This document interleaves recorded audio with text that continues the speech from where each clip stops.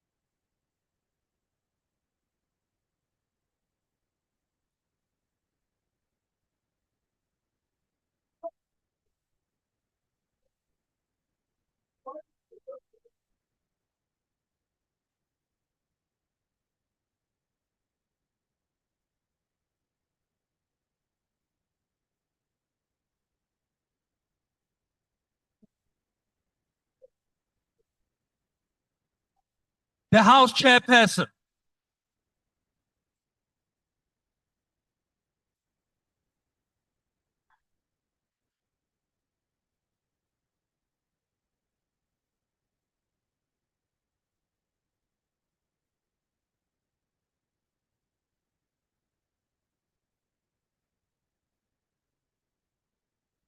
Please be seated.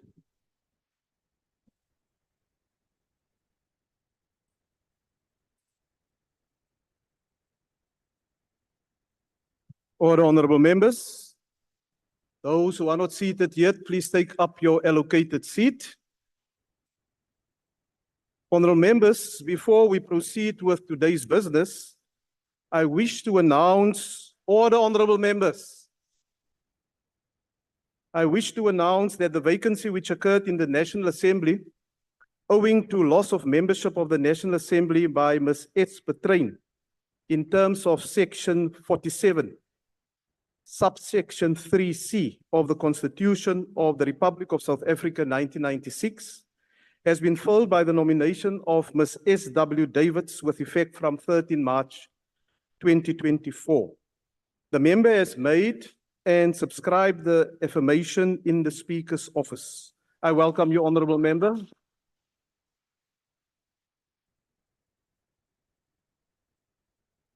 Order, honorable members, we shall now proceed to the next item on today's order paper, which is questions addressed to the President.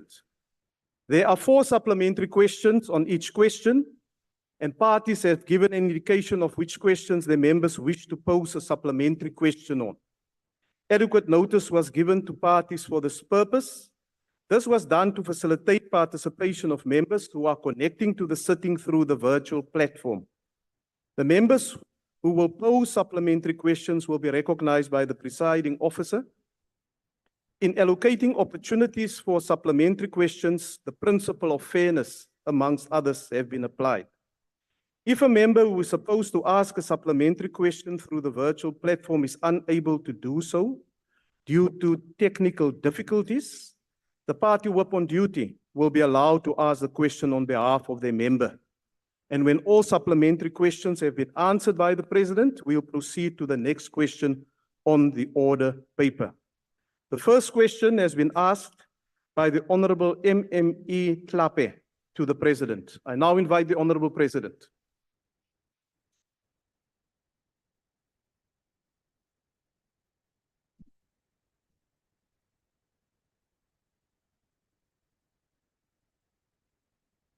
Honorable House Chair, honorable members, the issue of land reform is vital to the transformation of our society, particularly with a view to correcting historical injustices that were perpetrated in our country. Redistribution, restitution, and the provision of secure tenure to land also contribute to greater agricultural activity and do enable more and more people to earn a living from farming. Government's land reform program is supported by a number of complementary as well as supplementary programs, as well as initiatives that government has initiated to enable growth and job creation. In May 2022, there was the signing of a master plan on agriculture and agro-processing, which was effected with business partner and labor. Among many other things, the plan supports the acceleration of land reform and outlines actions that the private sector can take to support optimal use of land that is available or made available to Black farmers as a result of the land reform initiatives. These actions include support to Black farmers and SMMEs at the processing level to have better access to both technology, the domestic market, as well as the export markets. The plan also encourages, in many ways, large-scale commercial farmers to participate voluntarily in land reform programs by donating land to historically disadvantaged farmers or participating in joint ventures to facilitate linkages between small and medium-scale farmers operating on a commercial basis. Where a number of these have been initiated, they have worked extremely well. If the proposed interventions are implemented effectively, the social partners believe that by 2030, the agricultural sector can grow by an additional 32 billion rand above the business as usual baseline. Through this plan, they intend to maintain the existing jobs in the sector and create many more jobs by 2030. For the economic potential of our land reform program to be fully realized, we are prioritizing rural development as well. The Integrated Rural Development Sector Strategy of 2023 aims, amongst others, to revitalize the rural economy through investment and development of rural infrastructure, as in roads and many other facilities such as bridges and other transport infrastructure, water and irrigation schemes, as well as dealing with other social programs such as education and health. The strategy also provides for support to industries that support rural development, including agriculture and agro-processing, as well as mining where this is applicable. The digital economy also plays a key role in all this, as well as the ocean economy for those areas that are surrounded by our sea line. Tourism and arts and culture become a very important component of all this. Improvements in rural infrastructure are necessary so that we can reap the economic potential of land reform. Beneficiaries of various land reform projects need to be able to access water resources, to get their produce to market, and to farm effectively. Land reform program is also supported by initiatives that also support skills development. And through the National Rural Youth Service Corps, the NARISEC as we call it, government provides young people with skills and capabilities to participate in the economy. This scheme started on a small scale, and we're beginning to increase participation more and more, getting young people, particularly in rural areas, to get involved.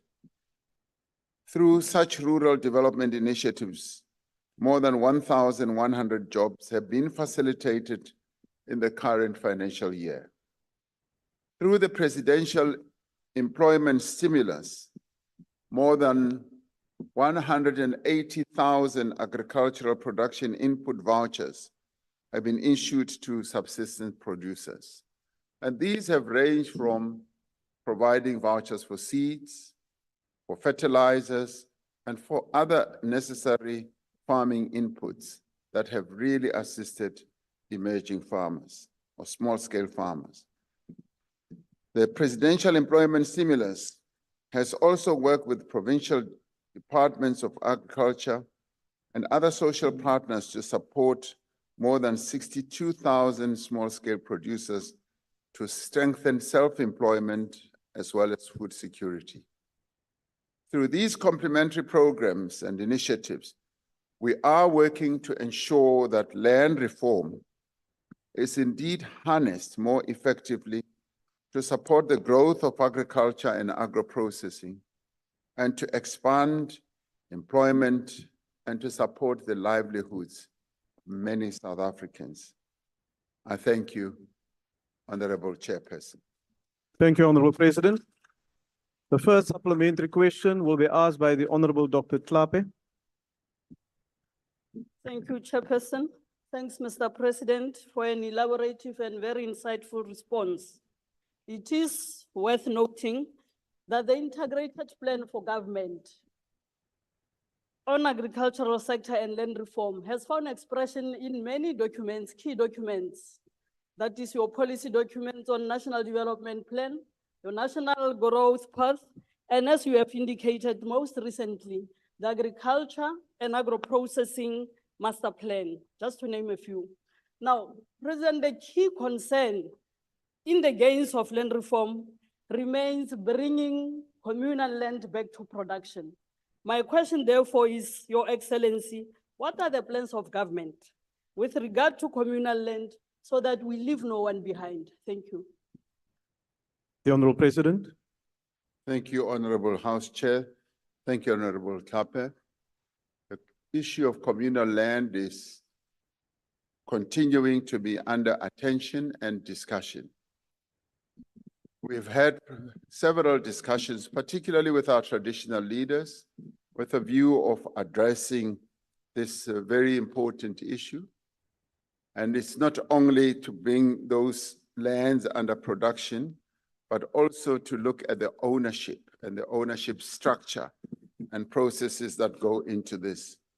I myself have interacted a great deal with traditional leaders, and the Deputy President is also engaged in that whole process of addressing the issue that has been raised pointedly and directly by traditional leaders.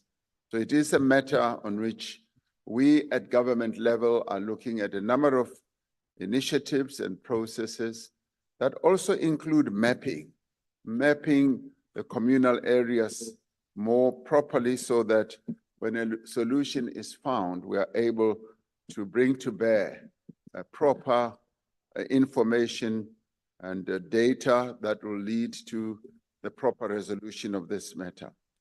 Through the voucher system that we implemented, we've made sure and taken care that even those who are in communal land are also not left behind.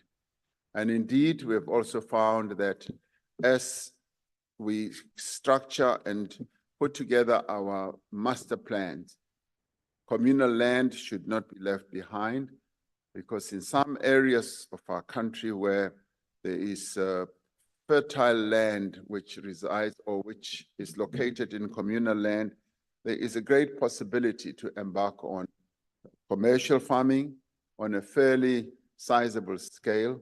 And this is where cooperation between the current existing commercial farmers who were advantaged by the privileges of the past can cooperate and have partnerships with those who are in communal lands. So a number of initiatives and plans are being brought to bear, and we are going to be able to find a more effective solution to the question of communal land.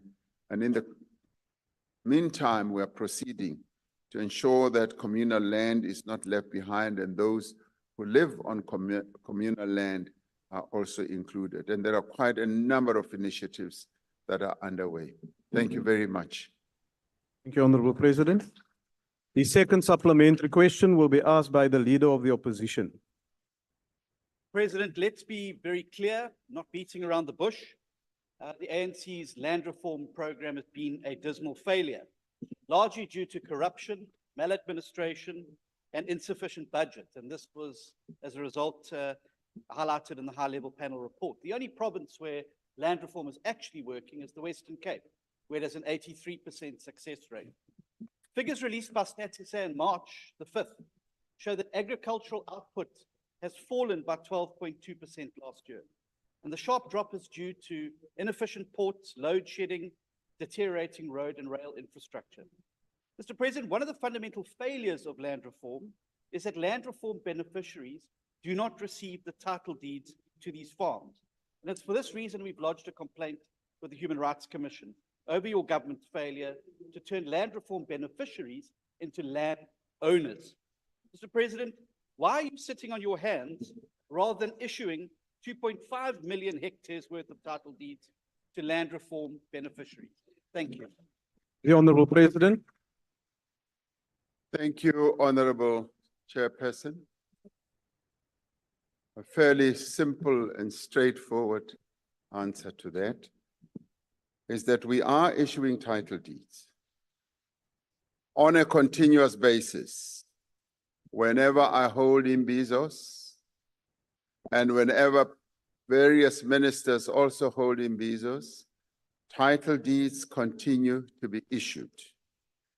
Just to give a very good example, the recent imbizo which was held in Mpumalanga, if a leader of the opposition had taken care to attend, he would have seen that a number of title deeds were issued to our people who are eternally pleased and are able to farm the land that is accompanied by the title deeds that are issued.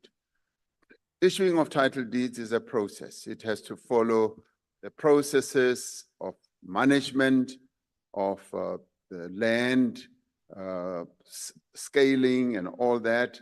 And the title deeds process also has to follow a due legal process. And as that is done, title deeds are issued. And we are issuing them by the thousands and thousands and thousands and thousands. Thank you, Honorable House Chair. Thank you, Honorable President. The third supplementary question will go to the Honorable Ms. T. Breed. Thank you, House Chairperson. Mr. President, the plan sounds very utopian, but in the reality is far different. On 1 October 2020, Minister Didiza admitted that more than 90% of all land reform projects have failed. But moreover, more than 11% of South African households have reported experiencing hunger. Job growth in this sector is good, but if it doesn't transfer to food security or successful land reform, it is futile. What will you do to ensure food security through successful land reform? I thank you. The Honorable President. Thank you, Honorable House Chair. Yes, there have been a number of weaknesses that have also resulted in some failures in some of the land reform initiatives. When the ANC-led government started with the process of restoring the tenure of Black people to land, we set a target of 30% by 2030. We are now at 25%. A very outstanding economist, Wandile Sihlobo, who is one of the leading Black agri-economists, has said that if we continue on this rate, by 2030, we will have exceeded the 30% that we set for ourselves. Now, setting up a target like that would have seemed utopian in the past few years, but we have seen great progress that has also led to improvement, even having to address the weaknesses that we started off with when land redistribution initiatives did not seem to be well supported. Now, those who receive land are well supported. The parcels of land that are given out to many of our people are accompanied by proper support, which is going to lead to greater success. And I'm glad you've noted that the employment in the agri sector has been increasing, and we want to see it increase more and more. When it comes to food security, the technological advancements that we are seeing in agriculture, as well as the focus that government is giving to agriculture, is continuing to increase the food security in our country. We are a food secure country in many, many ways. Of course, we still have to address incidents of poverty, where a number of our people still struggle to continue with their livelihoods. And this is where government has been very, very supportive through a number of initiatives such as the social grants that we give to support the livelihoods of people.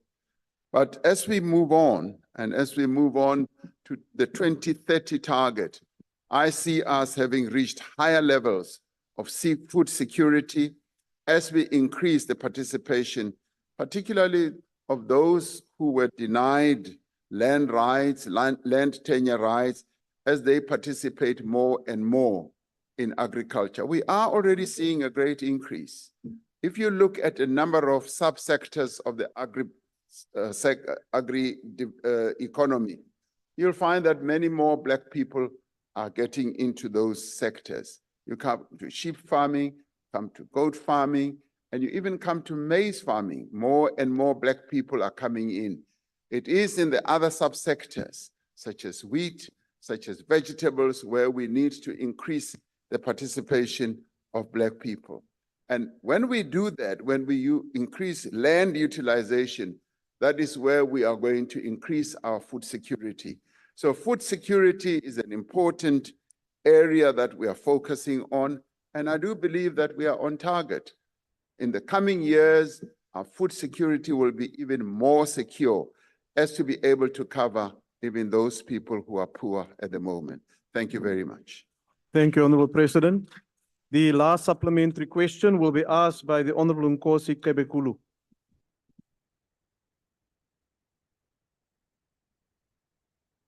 Yeah, I think he's having some connectivity problems. He did tell us earlier on. So may I take the question? Please proceed. Thank you very much, Honorable Chair. Mr. President, thank you very much for your responses. I will ask you a question that was penned down by the Honorable Nkosi Kebekulu, who has been informed that contracts for over 5,000 assistant agricultural practitioners who were recruited as part of a program initiated by the Department of Agriculture, Land Reform and Rural Development, aimed at deploying unemployed agricultural graduates to assist in reaching crucial targets within our agricultural sector, is now in jeopardy because of budget constraints. And the question is, how does the government intend to ensure that such budgetary challenges do not undermine critical employment opportunities within the agricultural sector, particularly for skilled graduates? Thank you. Honorable President. As we address the challenges that are given rise to by our fiscal circumstances, we are making sure that we minimize as much as we possibly can the various reductions of expenditure in a number of areas. And one of those is, for instance, the absorption of agricultural extension officers. We have said in the past that we need to increase agricultural extension officers, and many of whom are the new graduates, but they need to be also supported by the more experienced farmers. And as we increase their number, we obviously want to see productivity in the agricultural sector also going up. And through the presidential stimulus initiative, we are also bringing in those young people. You will recall that I've often said that with the presidential employment stimulus, we brought in a number of young people in a number of disciplines, education, agriculture, and community services and all that. So a number of them will be absorbed through that as well, and we'll make sure that their tenure or their continued participation in helping in agriculture also continues. So much as we are facing headwinds on the fiscal side, there are programs that we do believe have made a very positive contribution to employment, to getting young people to participate in the economy, to gain experience, and to later be employable. So agriculture is an area that we're focusing on with a greater attention. And so those who may well think that their jobs could be jeopardized, we will continue to support them through the other initiatives that are underway. But thank you very much for also bringing that to our attention. Thank you, House Chair. Thank you, Honorable President. Honorable members, question number 2 has been asked by the Honorable Leader of the Opposition. The Honorable President. Honorable House Chair, after several delays, the issue of lifestyle audits of members of the executives is underway firmly. This process is being led by the Director General, and one of the reasons why we have directed that it should be led by the Director General, it is because even members' interests of executive members are managed by the Director General in her office. And we wanted this process to reside there and to be properly administered. And it is in that regard that these audits are now continuing. As I indicated, the aim of lifestyle audit is to collect as much information, some of which already resides in her office, as she is the repository of the information of all of us in the executive. And this had initially been outsourced, and in the end we found that the coverage of precisely what we sought was not as effective as we wanted it to be. It is now in the right place, under the right management, and the process continues. And this does so even as we continue now, and that office has now sourced competent, skilled personnel with experience in conducting lifestyle audits, and the capacity building exercise took longer than anticipated, but it is firmly underway.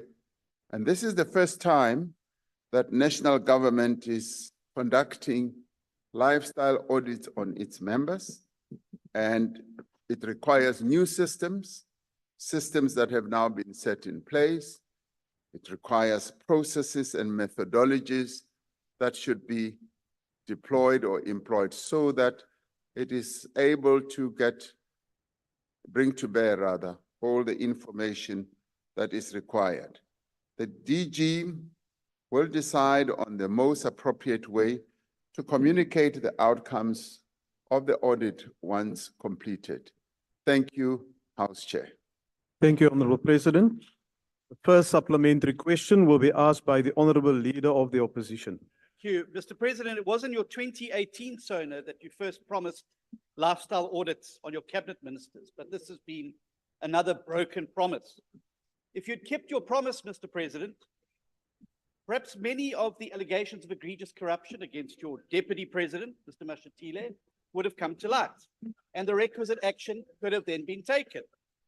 And you can't say it can't be done because the DA showed you it could be done. Alan Windey implemented in the first 6 months of his term lifestyle audits on its members. And now you again announce lifestyle audits 71 days before the end of the parliamentary term. How's anyone supposed to take you seriously on your commitment to lifestyle audits? Mr. President, we've also just learned in the last hour that the Speaker's house was raided by the Hawks over corruption allegations dating back to a time when she was appointed as your defense minister by you. Order, honorable members. Your failure to implement lifestyle audits is what has facilitated this alleged corruption by the Speaker. Mr. President, since you are the reason that lifestyle audits were not done, you are the reason we're sitting with an allegedly corrupt deputy president, a Speaker whose house is being raided, and a cabinet that reads like Zondo's most wanted list. Given that you Order, honorable members. Order. are you going to take responsibility and accept, Mr. President, that in this matter, you are accused number one? Thank you. Order, honorable members. Order. The honorable president. I have explained that, yes, this matter has taken an inordinately long time. However, it is a matter that is being addressed and reaching finality. And indeed, it's a very serious matter that requires the serious attention that we are bringing to bear on it. I'm quite satisfied that the process that we have now embarked upon, a process that is going to streamline precisely how this is done, a process which will also be a very good precedent to the next following administrations of this country, will be such that we have a good system, a good process that is going to address the issue of lifestyle audits. Thank you, Honorable House Chair. Thank you, honorable president. The second supplementary question will be asked by the honorable Ms. Tim Gweba. Thank you very much, Honorable President, with the detailed response. Honorable House Chair, the DA stance on lifestyle audits is not based on the principle of morality, but about grandstanding, so that we don't focus on their racist conduct on the city of Cape Town and on the Israel genocide against Palestinians. The DA is inherently racist, immoral, and hypocritical. Honorable President, provinces as Order, honorable members. lifestyle Order. audits. The honorable president must hear the question. Honorable President, provinces has also undertaken lifestyle audits and experienced similar challenges, as you have said. For example, they faced capacity challenges to the extent that the Northern Cape Office of the Premier have developed a service level agreement with the Special Investigation Unit as a law enforcement agencies within the necessary investigative capabilities. This is also because several What is the rights question, to honorable access member? information. Therefore, Honorable President, what measures can enhance the lifestyle audit system and the East Legislative Authority to access various data points and enhance its rigor and impact? Thank you, President. The honorable president. Thank you. Yes, there have been a number of approaches that have been utilized. A number of entities in our government, both national and provincial, have utilized a variety of methods. And some of those have been outsourcing, for instance, to audit firms, and some have been to the SIU, and some have been to other entities. And they have found that some methods or processes are more effective, And we do hope that they are able to come out with the type of information that will enable us to address the issue or the question of corruption itself and bring to bear sufficient information as to be able to enable us to take actions on. At the national level, we looked at a number of processes, and we've now resolved that the process that we have embarked upon has more efficacy and will be able to yield the results that we desire. And it is this process and system that is now underway. Through the Director General, which we have trusted to manage information and declarations of the executive, we do believe that it is well capacitated, and now with the additional personnel that we've brought in, it is well capacitated to deal more effectively with the lifestyle audit system. And as I said, this is the first time at national level that we have embarked on lifestyle audits, and we are going to perfect this system as we move on. And let me be clear that this is not even an attempt to dodge, to move away from this whole process. It is to handle it as effectively as possible without leaving any gaps or any holes. Thank you very much. Thank you, Honorable President. The third supplementary question will be asked by the Honorable Singh. Thank you very much, Honorable Chairperson. Honorable President, as you quite rightly say, lifestyle audits has been a long time coming, 30 years. But anyway, they say better late than never. What I'd like to know, Honorable President, with 70 days to go in office as President of the country, if it is found, and I'm not talking about the future, I'm not a Sangom, or a prophet, Honorable President, not a prophet. If it is found that some members of the executive, in this current executive, are found to have financially mismanaged the monies in the fiscus or done anything untoward, what kind of steps are you envisaging as consequent management for those recalcitrant members of the executive? Thank you. The Honorable President. Any member of the executive who will be found to have mismanaged the funds of the state, of the people, must face the consequences of the law. That has to be the case. And the law enforcement agencies will be furnished with whatever information that ferrets out misdeeds like that, and there will be consequences. Those who participate in activities that go against the ethics that are required must face the consequences. And that is something that I'm very clear on. So that will be the case. So thank you very much. As you say, better late than never. And this is precisely that we are doing. Thank you, Honorable President. The last supplementary question will be asked by the Honorable Sheikh Imam. Thank you, Mr. Chairperson. Mr. President, allow me to welcome your intervention in ensuring there are lifestyle audits. But as you know, if you've just heard recently, the serious allegations of the so-called audit machine in the country, that is the DA, on John Steenhuisen, Honorable John Steenhuisen, allegations of corruption from party funding. Now, what additional measures would you put in place to ensure that family members, associates, and friends are also audited in some way or the other to ensure that, of course, we have a process that is, of course, clean and that we will have the required results? Thank you. Thank you. The Honorable President.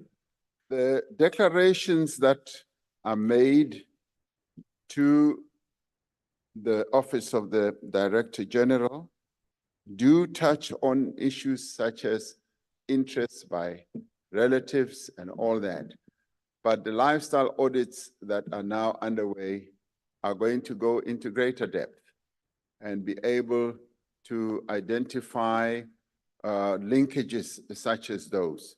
So to give you a very plain answer on that, there will be that process.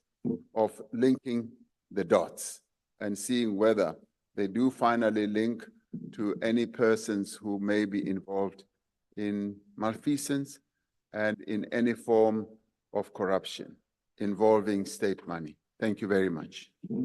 Thank you, Honorable President. Honorable members, question number 3 has been asked by the Honorable M. Nonsele to the Honorable President. The Honorable President. Honorable House Chair and honorable members, between 2020 and 2023, the Presidential Employment Stimulus, PERSI as it is popularly known, has created work and livelihoods for over 1.7 million people. Of the participants in the various programs, 65% have been women, 85% young people. The Presidential Employment Stimulus has built an institutional architecture that is able to scale rapidly should the opportunity do so arise. Right now, fiscal constraints mean that while the program has been extended to March 2025, it is not currently able to expand beyond the numbers that we had wanted it to expand. The focus in the coming year is therefore on taking the quality of outcomes to the next level, focusing on enhancing the work experience for participants, as well as the quality of the social value they create for communities. This includes skills development, both soft skills derived from work experience, as well as more formal skills development.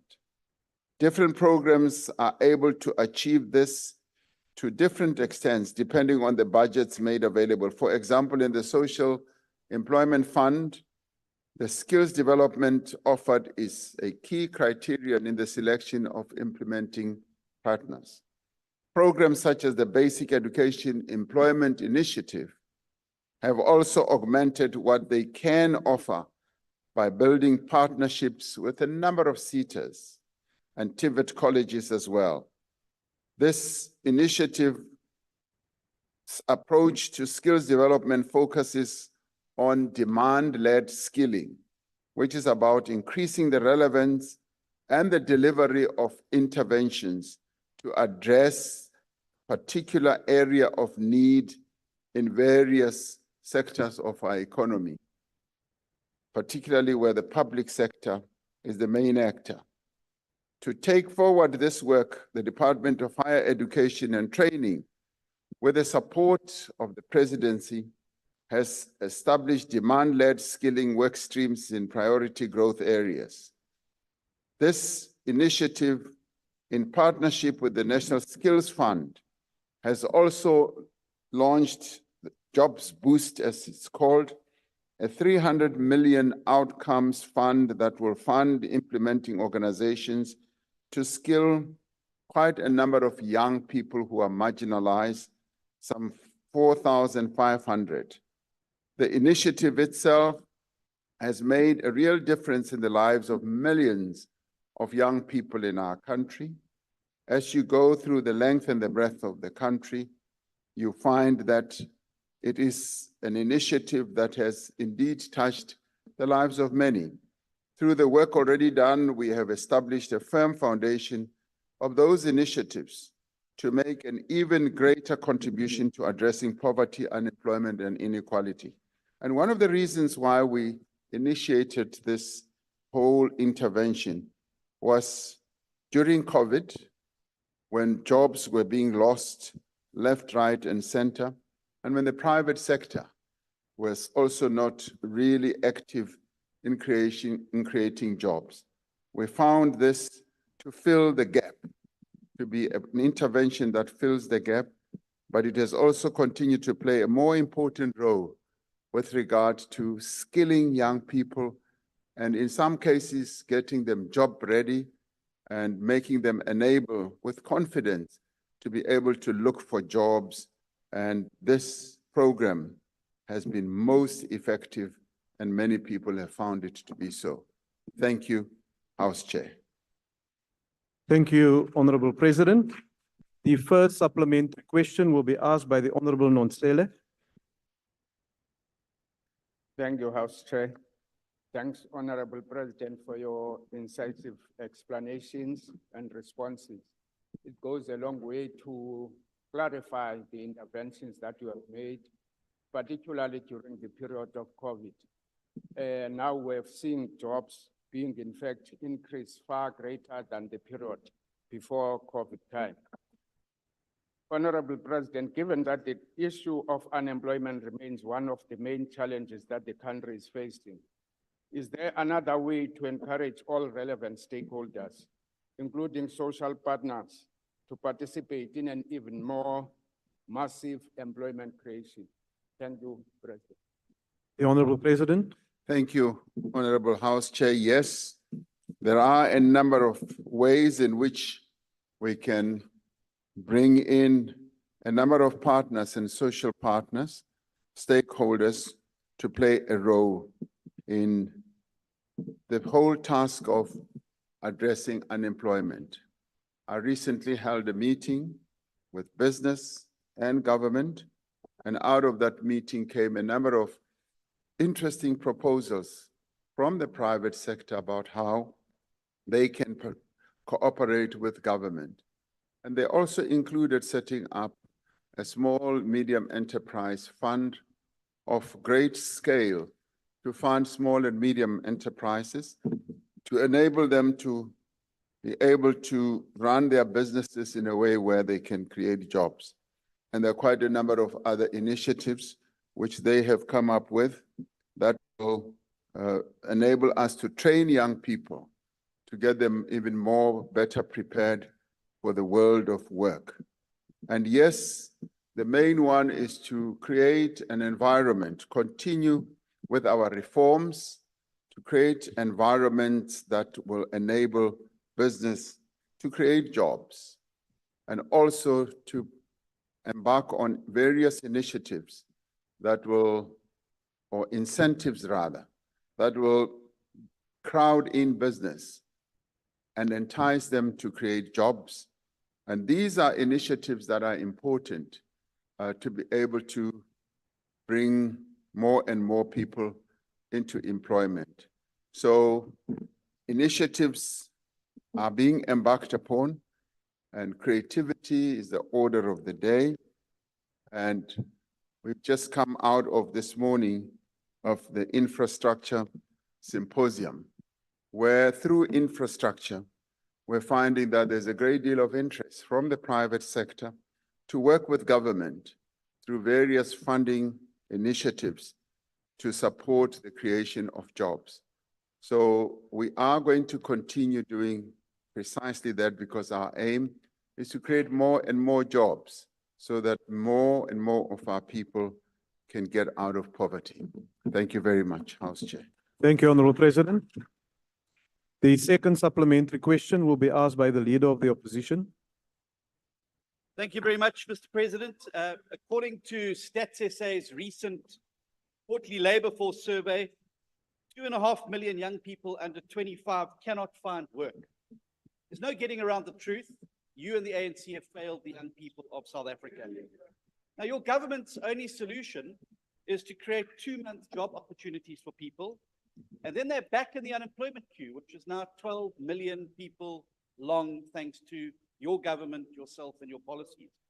The only place where real sustainable jobs are being created, Mr. President, is in the DA-run Western Cape, with 368,000 new real jobs were created in a single year, thanks to good, clean, accountable government that creates an enabling environment for jobs to flourish.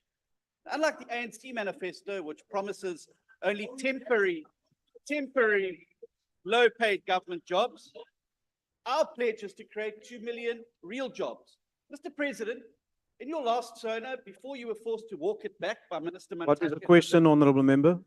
do you still believe that it's the private sector that creates jobs, and your job is to create the enabling environment for those real jobs to flourish. The Honorable President. Honorable House Chair, if the Honorable Leader of the Opposition had listened very carefully to my previous answer, he would have heard me say that all stakeholders have an important role in the process of creating jobs.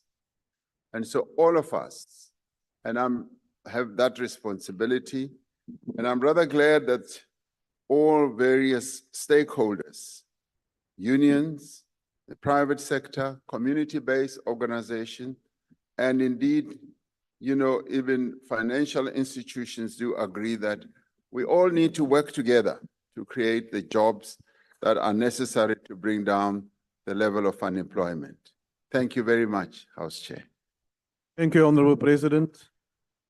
The third supplementary question will be asked by the Honorable Ms. Denner. Thank you, House Chair. Honorable President, we've heard you say that there will be, initiatives are being embarked upon, and there will be cooperation between government and the private sector, etc., to create jobs. And we all know that, yes, there have been 1.2 million jobs created by the Presidential Employment Stimulus Program, which is a wonderful thing, but it's short-term jobs. And we need more permanent jobs to ensure that our people can look after themselves and their families. So what I would like to know, Honorable President, is would your government consider, and just to take a step back, we know that this program is ending at the end of March 2025, which is quite a pity, but would your government consider relaxing restrictive labor legislation to also enable the private sector to create jobs, because the private sector is the largest job creator in the country? Thank you, sir. The Honorable President.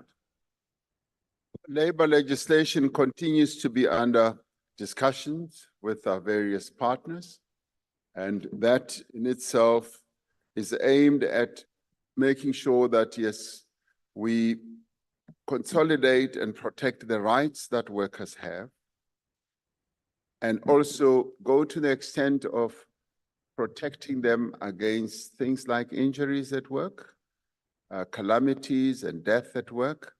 They also go to an extent of saying, how can we work together to increase more employment? So it's a combination of all those approaches that we have brought to bear in having discussions with labor and business in the various discussions that we are having. The program itself is, as it has been with, for instance, the social relief of disaster, has been rolled on from year to year, meaning that we are looking at a way in which we can properly consolidate and initiatives like that and institutionalize it. And those discussions are underway. This program has been found to be most effective indeed. We started off with the YES program, Youth Employment Service, where we invited the private sector to bring in young people into employment for training. And in no time as it unfolded, even the private sector entities that had brought them in just for the, found that many of them were so good that they kept them. So employment then increased. And with this program, which you've spoken about as well, the President Employment Stimulus, we opened it up and it has ended up impacting on 1.7 million people, 85% of them being young people. What we have found is that it is so effective that we're now looking at ways in which there can be permanence to it. As opposed, for instance, to your EPWP, which offered many of our people more shorter-term job opportunities. This one offers them slightly more long-term, a year or so. That has enabled them to gain skills. That has enabled them to be job prepared. A number of them have now migrated, not too many, but a number of them have migrated out of the program to find jobs in other sectors. And it makes young people job ready. It gives them the confidence and it gives them the ability to get into jobs and be productive and be really good contributing workers. So I tend to look at the more positive side. The positive side is that, in a way, this is building a model. We're building a model that can be institutionalized for the future, but that can also lead to more permanence in terms of getting people who participate in it to be employed for a much longer period. So it is all good. And your question also addresses a very important area, which we are approaching in a very positive way rather than negatively, and saying, what is it that we can do to enhance the situation of working people in our country? We've got 16.7 million of them. And we're also looking at how can we increase the numbers. And if legislation needs to be tweaked here and there to even increase the numbers more, that's precisely what all the partners need to be looking at and touching on. I'm sorry I went on a bit too long, but for me, this is a very important issue, as I'm sure it is important to you. Thank you. Thank you. Thank you, Honorable President. The last supplementary question will be asked by the Honorable Singh. Thank you, Chair. Mr. President, I'm really earning my keep today because I'm supposed to be Honorable Hendricks. But it also reminds me, Mr. President, that you stood on this platform telling us that the Commission for Remuneration will finalize their work in January. We still sitting here as members of this House not knowing what our packages are going to be. So I hope as an aside, you'll look into that matter. But on the question of unemployment, yes, Mr. President, the YES program is certainly having a positive impact on young people. Would it not be possible for this? You said you want to accelerate the program. What we find is that there needs to be discussion with tertiary institutions and business, as you said, to match the required skills in the marketplace and government. Because you find that students go to tertiary institutions sometimes and just study something that's not appropriate for the market. And the other arena, Honorable President, is the question of vocational education. Not everybody needs to have a degree, a BA or undergraduate. What about the plumbers and everybody else who earn, electricians who earn a lot more money than us because they've got this vocational ability? What can be done in that regard? Thank you. The Honorable President. Thank you. Our focus now, as we extend support for educating young people, is to ensure that they are getting skills, that is, their education is more geared towards the vocational side of things rather than just pure academics. Even as we look at NSFAS, the NSFAS funding, and NSFAS, Minister of Higher Education, will tell you that we're now going way beyond 1.2 million in terms of applications, and we're going to be funding almost 1 million or so young people. We're now tending to get young people more and more to get into not so much your universities. Of course, young people, many of them want to go to universities, but we are tilting more towards saying colleges, TVET colleges, where they can go and learn real skills, vocational skills, and also showcasing that it's good to be a plumber, it's good to be a boiler maker, it's good to be a fitter and a turner, and to have all those wonderful skills that are useful in industry. We also engage in the private sector to help us, particularly at the college level, to craft the curricula that are going to bring about the skills that are needed in industry. And a number of companies have taken to adopting, if you like, adopting or cooperating with our colleges and are getting involved. And some of them are even deploying lecturers so that we can sharpen the wits and the skills of our young people. So the direction and the movement is towards more vocational skills and making young people become more and more aware that that is where their employability lies, because it's pretty pointless to go and earn a degree and find that that degree does not equip you to be employable. And we are finding that many of the young people who are getting real employment are those who have skills that are required by industry, who are able to contribute in a more practical way. And we're moving more and more in that direction. So thank you very much for raising the question. Thank you, Honorable President. Honorable members, we'll proceed to the next question, which is question number 4, that has been asked by the Honorable Shlabisa to the Honorable President. The Honorable President. Honorable Chair, House Chair, this government has acted decisively and with purpose to respond to the findings of the recommendations of State Capture Commission.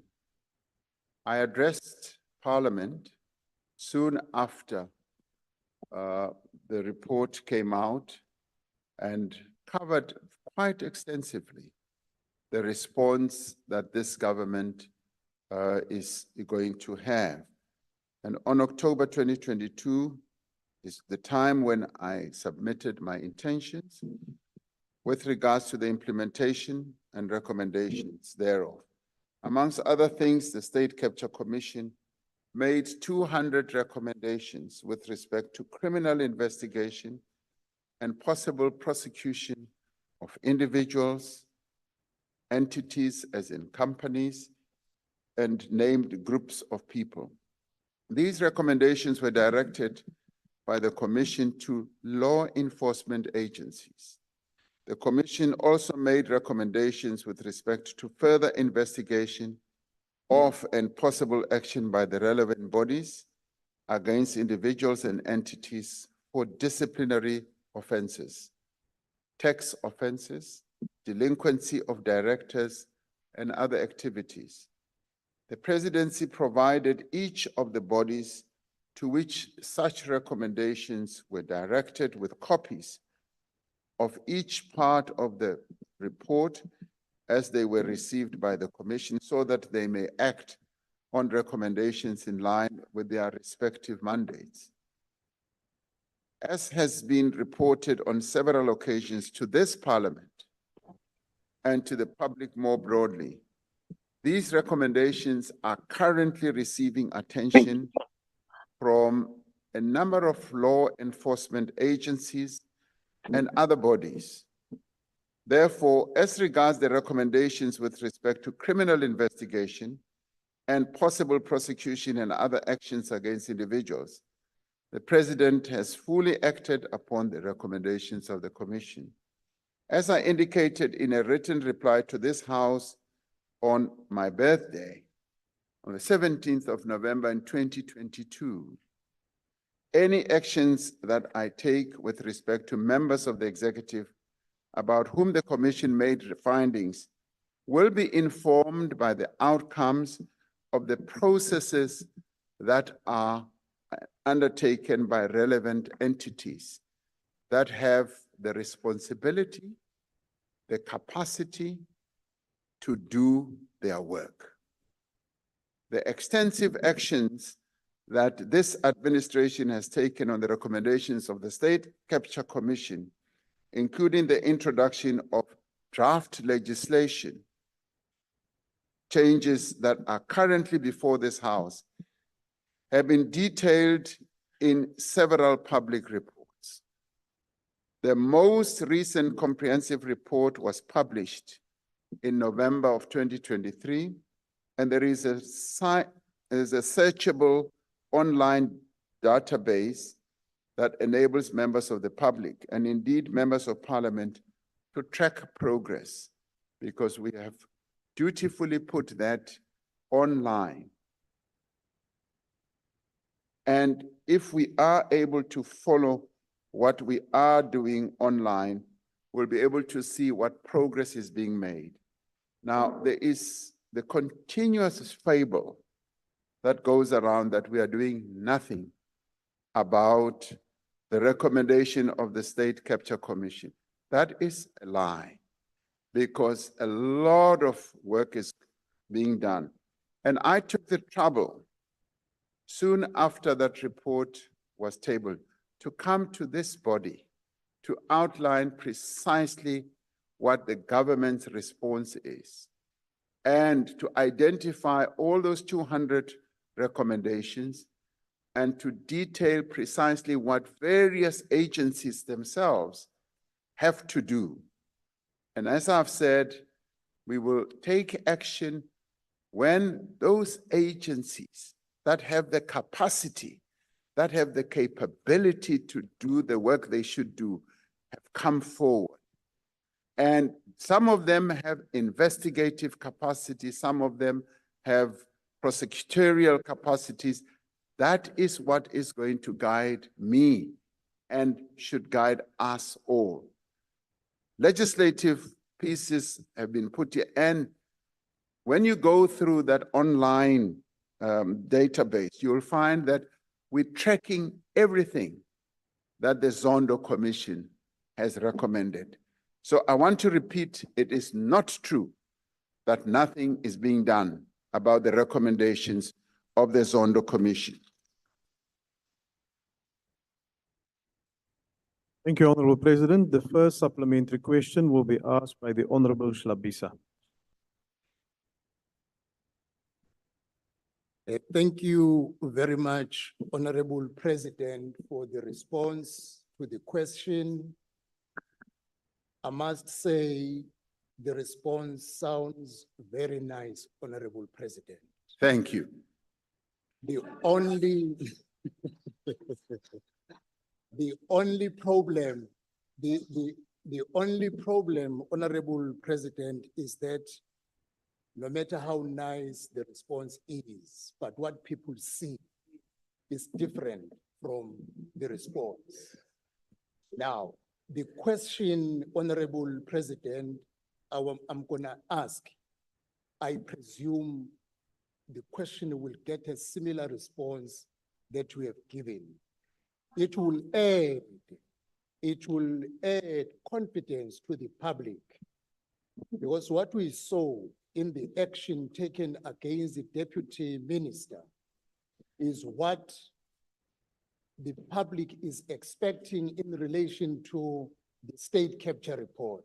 My question therefore is, can we expect anything before the end of this term, being an action taken out of the state capture report? Thank you. The Honorable President.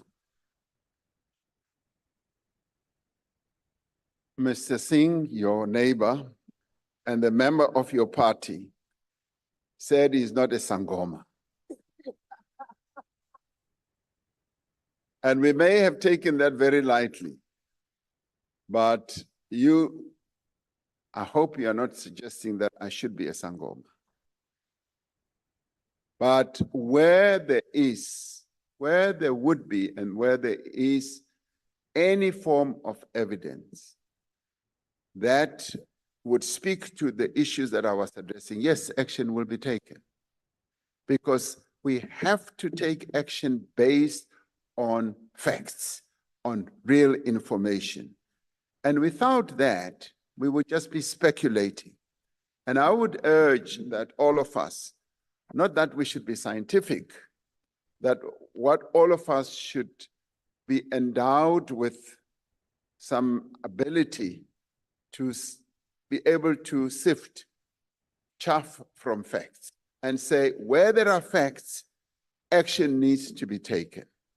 And in answer to your question, if there is that evidence and those facts, yes, action will be taken. Thank you. Thank you, Honorable President. The second supplementary question will be asked by the Honorable Dlakude. Thank you very much, Honorable President, for your comprehensive response to this question.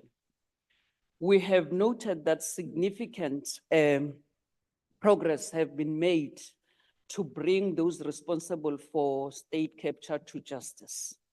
Implicated individuals and businesses are under investigation, and stolen funds are being recovered progressively. Could you please provide more information, Honorable President, on how these recovered funds have helped to enhance growth and also to boost investor confidence? I thank you. The Honorable President. Thank you, Honorable Dlakude. A great deal of follow-through has been happening following the State Capture Commission recommendations and findings. And you're touching on a very important aspect, which we don't often pay attention to. For instance, the recovery of monies that were stolen have run into billions. I mean, real billions. The follow-up or follow-through from a tax point of view has also been taking place, and billions have been paid in taxes for those who were either dodging payment of taxes or concealing whatever, and where contracts that were not supposed to have been entered into have been cancelled. And I can count that it amounted to something like 86 billion rand at some stage, which is a substantial amount of money. So on that silent part of monies that are being recovered, taxes that are now being paid, contracts that are being cancelled, asset forfeiture has also been part of this whole process, where well over 64 billion rand worth of assets have been forfeited to the state. So all these things speak to what is being done. And this is not a fable. And it's possible that maybe we don't communicate enough and we don't beam this out sufficiently, because this is what, yes, the people of South Africa ought to know. The commission cost us well over R1 billion, but the recoveries have been way above what we paid in getting the commission underway. And there are still going to be more recoveries. There are still going to be more arrests. There are investigations that are underway.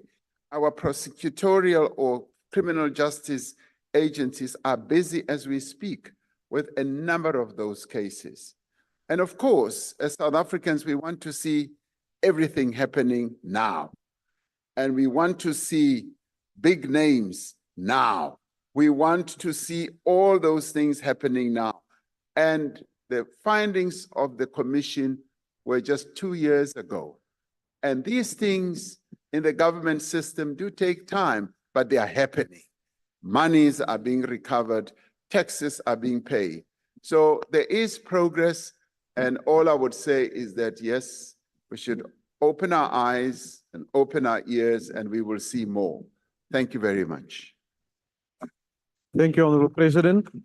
The third supplementary question will be asked by the Honorable Swart. Thank you, House Chair. Honorable President, the ACDP appreciates that progress is being made. Having served on the ESCOM inquiry here in Parliament, we also saw how MPs came together to get to the bottom of state capture and corruption. And then, sorry, I didn't hear that. No, I said we appreciated the progress that has been made, and that many of us served on the ESCOM inquiry that preceded the Zondo Commission. However, we fully appreciate that it's an avalanche of cases, My apologies, Honorable Swart. Will you just switch off the microphone of that member? Please proceed, Honorable Member. We also appreciate, Honorable President, that it's an avalanche of cases, and these are very complex forensic cases requiring a lot of funding. Given that, I'm sure you would agree, Honorable President, that additional funding should be given to the law enforcement agencies.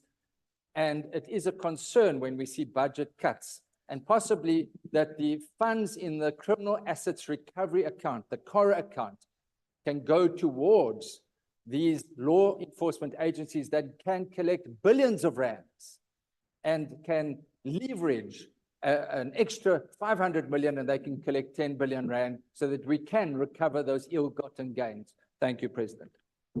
Honorable President.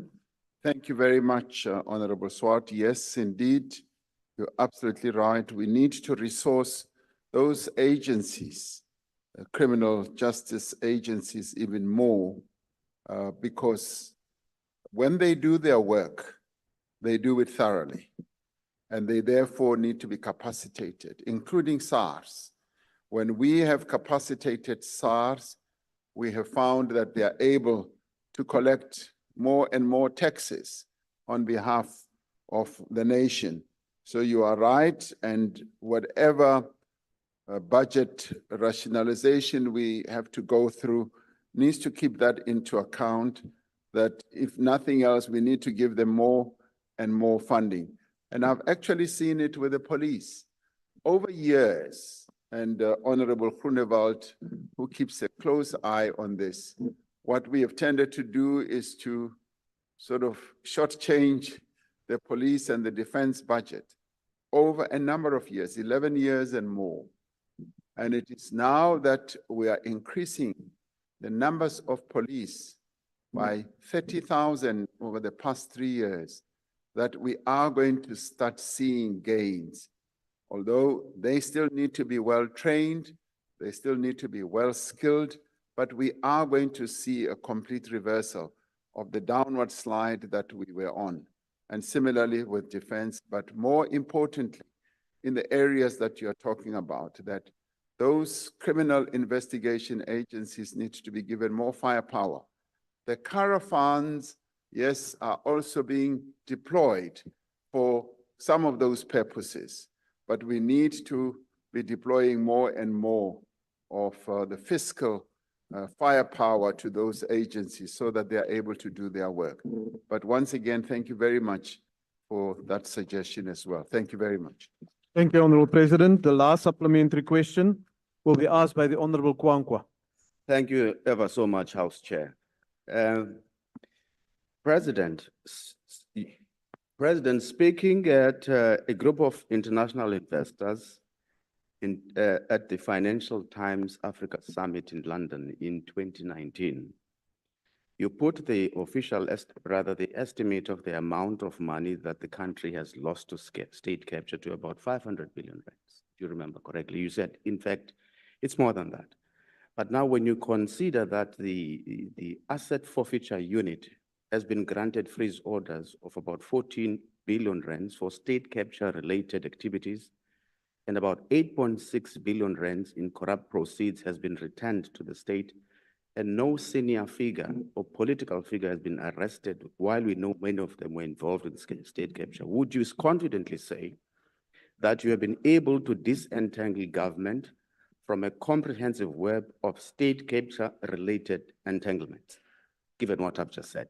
Thank you. Honorable President.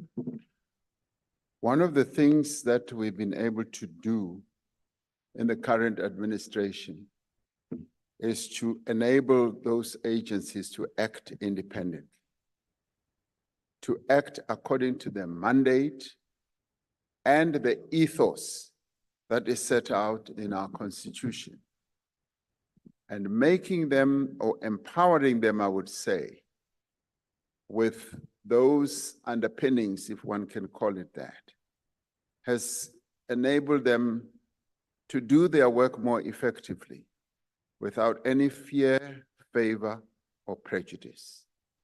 And when we see our state agencies acting, we should know that they do so independently, having done thorough investigations, having done thorough work. And I've tended to say that they need to be given that leeway completely so that they do their work. without any political interference, and they should be able to make the decisions and the choices, however difficult they may be. And in this regard, I expect them to continue doing their investigations, and I've even said so publicly to them, do your work. All we have to do is to create that environment, that political environment that will enable them to do their work. So in the end, as they do their work, I am sure that they will come to deal with whatever case, small, medium, or large, important, high-flying, or whatever, they will be able to do so.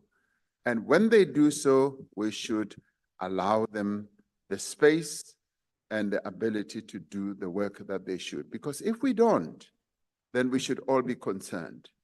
And this is precisely part of the reforms that we have put in place to capacitate our law enforcement agencies. In some respects, we know that under state capture, their attention had been diverted and they had been weakened to a point where a number of really good people in those agencies had left and had been sidelined and had been dealt with. So for me, the important part of the reforms, which many people don't really give government kudos for, is precisely that, to strengthen government and to enable government agencies to act in accordance with the principles that are set out in our Constitution. And when they do so, Honorable Kwakwa, we will get to the point that you are mentioning now. Thank you very much. Thank you, Honorable President. Honorable members, we'll now proceed to the next question, which is question number 5. This has been asked by the Honorable P.J. Groenewald. The Honorable President. Honorable House Chair, this administration places a premium on good governance, due process, and the rule of law. The House made certain determinations in relation to Deputy Minister Dipuo Peters. I have sanctioned her in relation to these. In my view, the sanctions imposed on her was commensurate with the breaches this House found her to have committed over and above the sanctions imposed by this House. Other current members of the executive implicated by the State Capture Commission have not been charged or found wanting in terms of ethical breaches by anybody at this stage, by any body or entity at this stage. That is important. As I've said before in this House, any actions that I take in respect to members of the executive about whom the Commission made findings will be informed by the outcomes of the processes undertaken by relevant entities. Sorry. I have said that. Honorable President, our apologies. Will you disconnect the microphone of the Honorable Liesel van der Merwe, please? And may I remind the honorable members who's on the virtual platform that please do not switch on your microphones when you are not recognized to do so. You are disrupting the proceedings. Please proceed, Honorable President. I was saying, as I've said in the past in this House, any actions that I take with respect to members of the executive about whom the Commission made findings will be informed by the outcomes of processes undertaken by the relevant entities. And let me say that when you look at the State Capture Commission report, in a number of cases, it has said further investigations need to be made in this regard, and so on and so on. And that has helped to inform me that there is a role for a number of other entities to do their work, as I have been saying. It is important to note that Parliament, as being part of those entities, itself has an important role in combating corruption and state capture through its own committees for instance, through the Ethics Committee and the Powers and Privileges Committee. So I want to repeat that I have been saying that various entities which we have empowered and continue to empower to do their work must do their work, because in the main, they tend to have the capacity and the ability to do their work much more thoroughly, and they have that right to do precisely what they are required to do. Thank you, Honorable Chair. Thank you, Honorable President. The first supplementary question will be asked by the Honorable Dr. Groenewald. Thank you, Honorable Chair, through you to the Honorable President. Honorable President, this question is not about the Zondo Commission. This is a question about ethics and integrity. Yes. You said that you want facts. Now let me give you some facts about this specific case of the former Honorable Minister for Transport. Firstly, she did not appoint. She failed to appoint a group CEO. The then board, led by Popo Molefe, found and discovered 14 billion rands of irregular expenditure, which they started investigating, and then the Honorable Minister intervened and even dismissed these investigations, where the High Court of South Africa then found that she was irrational, unreasonable, and unlawful. So the High Court found that one of your ministers acted unlawful. She even stopped further allegations of corruption. Now, Honorable President, my question and follow-up is to you. What criteria do you set yourself as president for your ministers to comply to when it comes to integrity? Because these actions are undermining your integrity when we speak about corruption. Or is it because of the fact that the other misconduct was that this honorable minister actually allowed the use of PRASA buses in 2014 and 2015 for ANC activities without ensuring payment of that? I thank you. The Honorable President. Thank you, Honorable House Chair. Yes, I do place, as I said in my headline reply, if you like, a high premium on good governance, on adherence to the rule of law, and on underlying due process. And I would say due process is an important criteria as one forms a view on the issue of integrity. And in this regard, as I ended my reply, I said, Parliament has an important role to play too in combating corruption. And in this regard, Parliament took action, and Parliament having taken action, it informed me that indeed further action needed to be taken.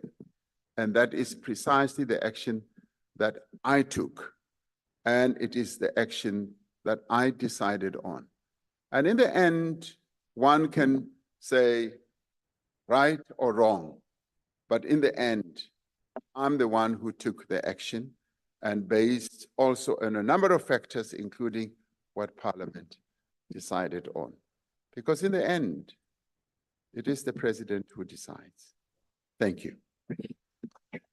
Thank you, Honorable President. The second supplementary question will be asked by the Honorable Jantjie. Thank you, House Chair. Mr. President, I get a sense that Honorable Groenewald wants you in a bizarre manner to disregard any due process, overlook any nature of allegations. In fact, he wants you to simply adopt a one-size-fits-all template, all in the name of this undefined so-called democratic practice. Can the President, therefore, please reassure this House that the nation and the House and the nation that your commitment against corruption follows due process and is done on a case-by-case basis. Dit is 'n swak verkiesingsfoefie wat u gevra het. The Honorable President. Thank you, Honorable House Chair and Honorable Janki. I see that you were able to bring a smile on Mr. Groenewald's face. Often good to see him smile a bit. Yes, Honorable Janki, as I said in my reply, I place a great deal of premium on rule of law, due process, and good governance. And those to me are very important. But the issue of due process is precisely what sometimes we don't pay attention to. And we do need to pay attention to that there should be due process, however difficult any matter may be. This House recently dealt, and I've said this in the past, and without being facetious, dealt with the cases of a number of highly appointed individuals. And I must commend the House for following due process, for not acting just on allegations, of having given itself time to go through the processes, some of which are laid out in our Constitution, and coming to a final decision. And that must stand us in good stead as South Africans. And it is a process, Honorable Janki, that actually strengthens our democracy rather than weaken it. It makes our democracy stronger because we are able to demonstrate that, yes, even if there are whatever form of allegations and sayings and whatever, we will follow due process and we will finally get to the real heart of the matter and take action. And this, for me, is important, and may this continue to be what defines the hallmark of our democracy. Thank you, Honorable House Chair. Thank you, Honorable President. The third supplementary question will be asked by the Leader of the Opposition. Thank you very much, Mr. President. You wanted kudos, so let me give you some kudos. You certainly talk a good game, but the reality is you're not serious about fighting corruption in your own party. If you were serious, you wouldn't be sitting here with the Deputy President with a slew of allegations over his head. You wouldn't be sitting with a Speaker who has allegations over her head, who's been raided. And if you were serious, your lists would not be filled with people who were accused in the Zondo Commission of State Capture. Mr. President, you just mentioned that Parliament plays a very important role as a stakeholder in the oversight of this, and that serious matters require accountability. Those were your words. Mr. President, do you accept that a Speaker's house being raided by the National Prosecuting Authority is a serious matter? And do you believe that she should step aside to protect the integrity of this House and its envisaged role in fighting corruption? The Honorable President. Order, Honorable Members. Order. Honorable President, before you proceed, I recognize the Honorable Boroto. Oh, thank you, Honorable House Chair. Honorable House Chair, this is a new question and it has nothing to do with what you are dealing with. This is pure gossip. It's pure gossip and it's a cheap shot. I really want to appreciate that the President doesn't respond. Order, Honorable Members. Order, Honorable Members. Honorable Members.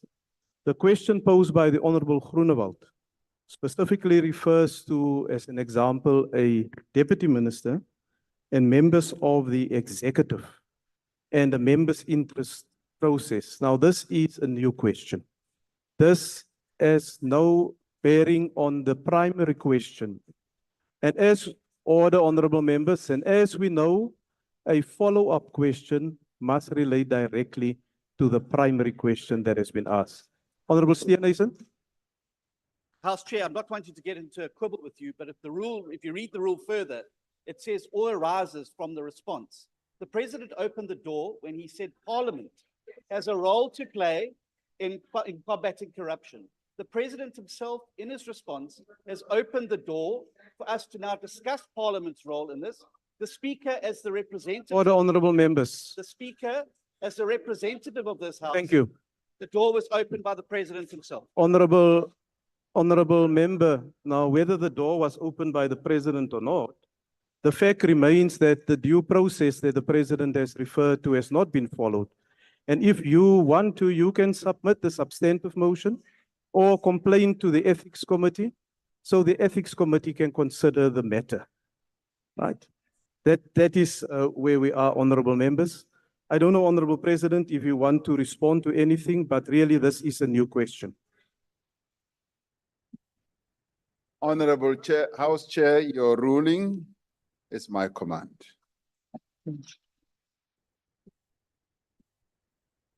Thank you, honorable members. Honorable members, in terms of the request for questions to the President, there was a fourth opportunity that was available for a supplementary question that has not been taken up by the parties in terms of the rotation that is there. I don't know if there's anyone who wants to make use of an opportunity. Order, honorable members.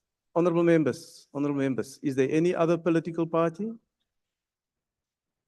No, thank you, honorable members. No, I apply the principle of fairness. So if you had an opportunity, I will not allow you again. I will proceed, honorable members, to question number 6 that has been asked by the honorable check. Yes, honorable member. Point of order, House Chair. House Chair, the NA table advised earlier in the day that these were open for parties to apply. They were then allocated. I was notified by the NA table that I would get the slot on this 5th follow-up question.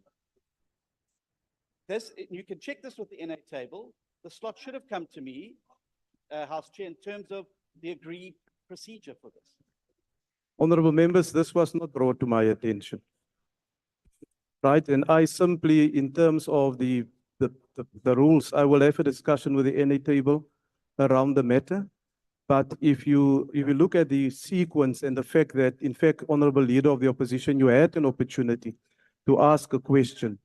It is a matter that they should have consulted with the presiding officer before making such allocations. And in respect of that, I rule that we proceed to question number 6.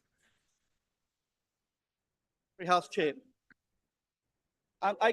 Order, honorable members. Honorable members, order.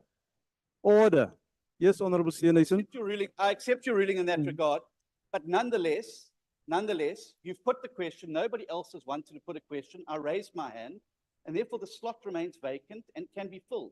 There's plenty of precedent of when people don't want to take up an opportunity, that the person wanting to raise their hand is able to do so. Yeah, that is subject to the presiding officer making a determination whether you had a fair opportunity, and I've ruled that that opportunity has been given to you. We now proceed to question number 6 asked by the Honorable Tseke. Thank you, Honorable House Chair. Honorable members, one of the most important pillars of government's economic recovery plan is a significant increase in infrastructure investment. This has meant that we have had to give specific attention to effective project preparation and the mobilization of funding on a far larger scale. We have amended the Division of Revenue Act to provide for the pledging of future infrastructure grants, to crowd in private sector finance, and to leverage external technical capacity. This will facilitate integrated planning and implementation.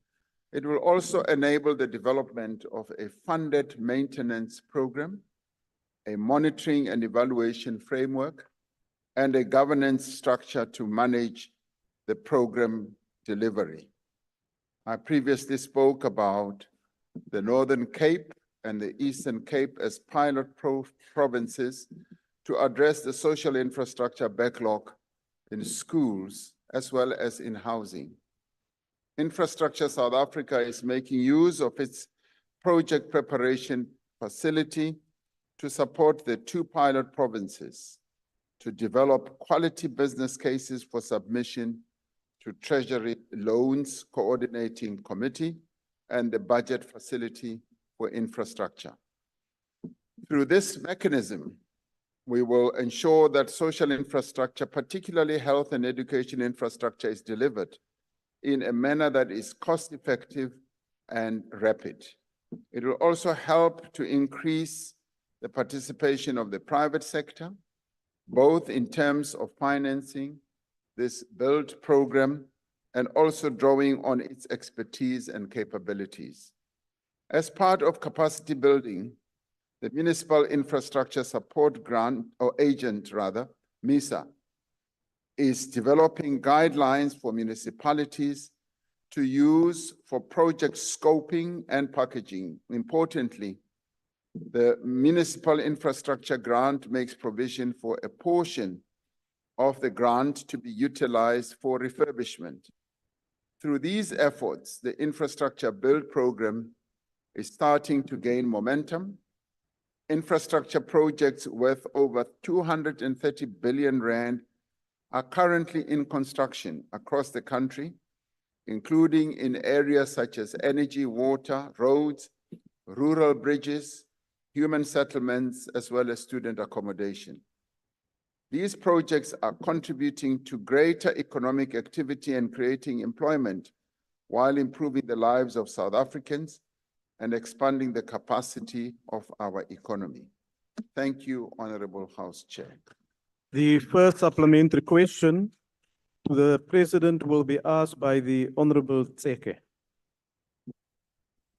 Ke a leboga modulasetilo, mopresidente wa naga. E ra leboga karabo ya gago e tlhamaletseng. Ebile e re netefaletsa gore Afrika Borwa ke naga e tlhabologang, e tlholang ditiro. Ke ka moo batho ba tla tswela pele, ba na le tshepo mo pusong e o e eteletseng pele. Honorable President, government has developed an approach of intervening directly, particularly when municipalities struggle to provide basic services. The Hammanskraal cholera incident and the lost lives are also a result of a DA-led municipality that did not cooperate with the National Department of Water and Sanitation to support the municipality in resolving the challenges of wastewater treatment plant in the Rooival. We welcome the progress of the national government intervention, Mr. President. In Standerton, Mr. President, SANRAL is also upgrading the roads to high quality standard. Mr. President, building on the foundation laid by the district development model approach, what measures will the national government take to ensure timely intervention and consistent basic service provision through quality infrastructure development and maintenance in municipalities with challenges? The Honorable President. Honorable Tseke, ke a leboga. Potseo ya gago. Honorable members, yes, we have over time realized that a number of weaknesses that prevail in various structures of government, particularly local government, have led to the failures of service delivery and have led to, in the case, for instance, of Rooival in the Tshwane Metro, to loss of lives. And that has saddened us. And you raised the issue of the Rooival water treatment area, where the Department of Water and Sanitation have over many years implored the local government to make the necessary interventions set out in legislation, and where they have failed to do so. It came to our attention that we needed to act as national government, and utilizing a provision in the law, we've been able to do precisely that in a way to override the weaknesses of local government and take action directly. Your question is, what will we do to ensure that these things do not happen again? And obviously, through monitoring and evaluation, increasing the capability of our department in that regard will be like the antenna that we need to ensure that we are aware and able to see those weaknesses as to enable us to act with a much greater speed and effectiveness. We are already doing precisely that, and we are finding that it pays great dividends. But we do not do that to the exclusion of the local authority itself, and we seek cooperation and collaboration, particularly through utilizing the district development model, which has become very effective in a number of areas where it has been fully embraced. And of course, we now want to move to a point where working together with stakeholders, all of them, will be something that we should rely on more and more. We are looking also at broader involvement of stakeholders in key metros in our country. There are quite a number of metros that are facing serious challenges, and eThekwini is one of those, Tshwane is one of those, and a number of others. And this is where national government will be making interventions, working together with obviously all our colleagues at that level to make sure that the people of South Africa are well served in the areas where they live. So we have found a very effective method of being able to intervene, and we are going to do it more and more to bolster the effectiveness of good governance in all those places. Thank you very much, House Chair. Thank you, Honorable President. The second supplementary question will be asked by the Leader of the Opposition. Mr. President, you talk a good game, and while you talk about infrastructure, Order, honorable members, look what order. the DA is doing in Cape Town. Its infrastructure budget is larger than eThekwini and Johannesburg put together, spending 120 billion rand over the next decade on infrastructure. And the bulk of this, because you asked, is being spent on upgrading water and sanitation infrastructure in the poorest areas to bring dignity to people. But look at what you're doing in Durban and in Johannesburg with your coalition partners in the economic freedom fighters. No water in the taps, no sewage pump stations working, people's dignity being eroded every single day. And it's not due to lack of budget, it's due to corruption and cadre deployment. What is the question? President? No, honorable members, just switch off the microphone of that member. Honorable members, it's not correct. Just to disrupt another member who's having the opportunity, please. Honorable Steenhuisen. Thanks. It's cadre deployment that's hollowed out the ability of the state to deliver. Mr. President, will you take personal accountability, because you like to blame Mr. Zuma and others, will you take personal accountability for the damage that you caused through cadre deployment, hollowing out social infrastructure in the country when you were the chairman of the ANC's cadre deployment committee at the height of state capture? Thank you. The Honorable President. Thank you, Honorable.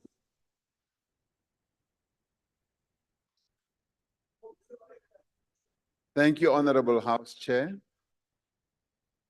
And listening to Honorable Steenhuisen, one would think that we live in a completely different world and country. And indeed, we seem to do that. Honorable Chairperson, we're making all efforts. Honorable President, our apologies once again. Just terminate and switch off the sound feed from that honorable member. Please proceed, Honorable President. Honorable Chairperson, House Chair, we're focusing our attention on how we can improve the lives of South Africans and how we can improve service delivery. And I'm not going to be focusing on politicking or grandstanding. I'll be focusing more on how the lives of South Africans can be improved and how we can make interventions that are already demonstrating that good work is being done. When we intervene, for instance, in Rooiwal, we found that we can gain a great deal of traction and begin to put things that were being done incorrectly over a number of years by the very DA-led municipality. And so a great deal of traction is being done. And I'm not going to stand here and politic about it, because what matters most is improving the lives of the people of our country in various parts of the country. So I take responsibility for making sure that we improve the lives of our people. Thank you. Thank you, Honorable President. The third supplementary question will be asked by the Honorable Sheikh Imam. Thank you, Chairperson. Mr. President, on the issue of infrastructure, will you consider a comprehensive study on the true state of infrastructure countrywide so as to establish which infrastructure needs maintenance and which may need replacing? And added to that, Mr. President, is that you ensure that we have the necessary skills going forward to be able to deal with that. Thank you. The Honorable President. Thank you, Honorable Sheikh Imam. This morning I opened, as I said earlier, the Infrastructure Symposium, which brings together business, investors, financial institutions, as well as government leaders. And this time around, we also have had government leaders from other parts of Africa. And one of the things we talked about was the progress that we are making on infrastructure development in a number of key areas. And one of the things I've said quite often is that we found that with the development that we are engendering, we are beginning and continuing to have a much greater grip and understanding of the infrastructure needs of our country. You come up with a good suggestion that have a study, and it will possibly be more consolidate the studies that we now have, the research that we now have, and bring it all into one, if you like, document or center. We now have a much better grip and understanding on the water framework in our country. We now have a much better understanding of the roads infrastructure in our country, the human settlements, and the needs that we have, for instance, in health, particularly in the facilities and all that.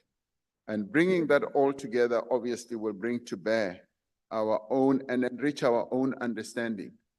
This morning, we also launched what we call a construction book.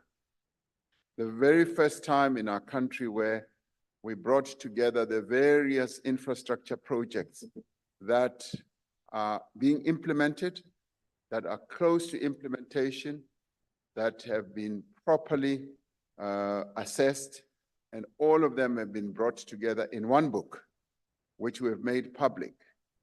And we did so today, this morning, to the investing sector, so that they can have a look at precisely what we're doing. We said that by 2030, we are going to need 4.8 trillion rand investment in infrastructure.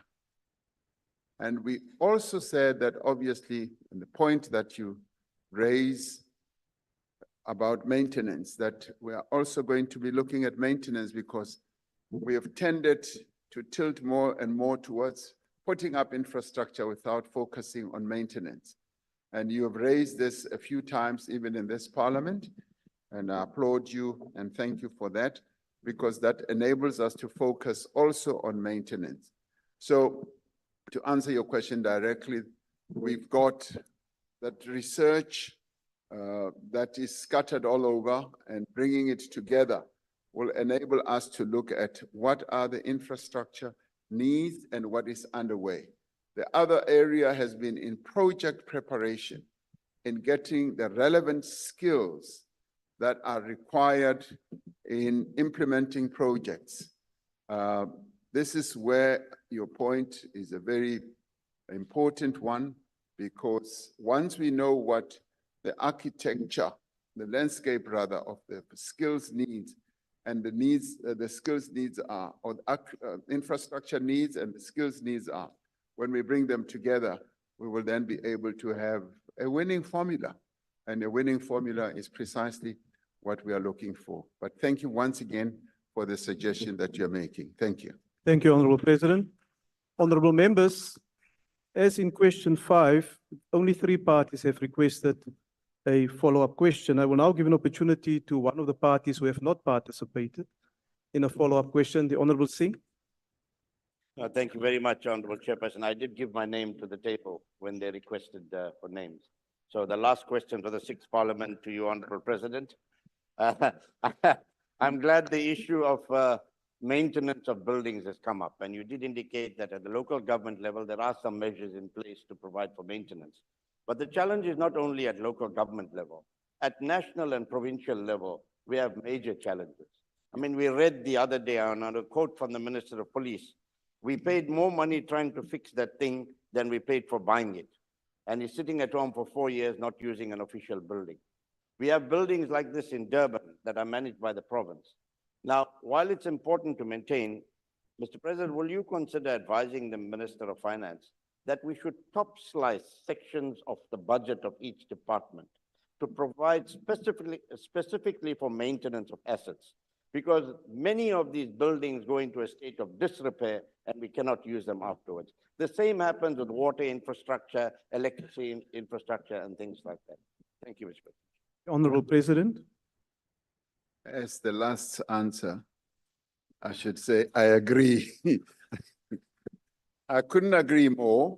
And as I said earlier in answering Honorable Sheikh Imam, that one of the weaknesses that has prevailed in government is that we focus more on putting up the facilities, the buildings, without setting aside a budget on a continuous basis to maintain those facilities. Because if you look at every facility from an accounting point of view, there's depreciation from the very day that you finish. It begins to depreciate, and you need to start addressing the physical degradation of any facility that you build, and you need to have the budget to be able to do so. So that is something that we need to inculcate in the culture of budgeting as well, in the culture of looking after the assets of our nation. It's something that needs to be growing more and more amongst us as a culture. And I welcome your suggestion, and thank you very much for the suggestion. Honorable members, that concludes questions to the President. I want to thank the Honorable President for his presence in the chamber this afternoon and for the replies. Thank you.